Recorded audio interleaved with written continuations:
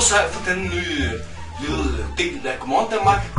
Efter nyhederne kommer Christian Bitz og fortæller, hvor stor del af det her gode laserknækbrød er af den nye god kur. Så hvis I er en del af god kur, så må I meget gerne se med efter nyhederne. Steven, der kommer reklamer nu.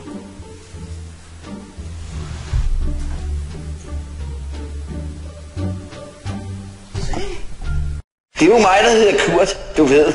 Kurt.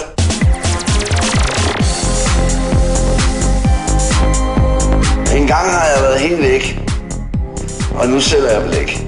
Blæk til din printer, som er Danmarks billigste. Spar op til 80% på Ink Pro.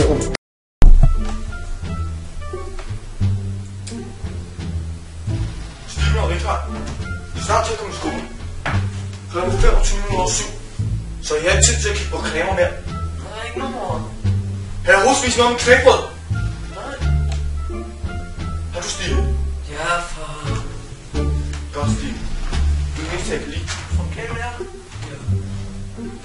Det har vi snakket om.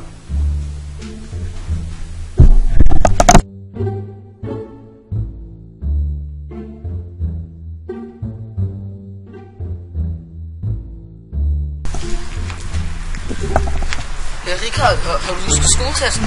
Hvad skal jeg bruge det til, med? For skole? Fuck, jeg skal ikke bruge det til et skide. Okay.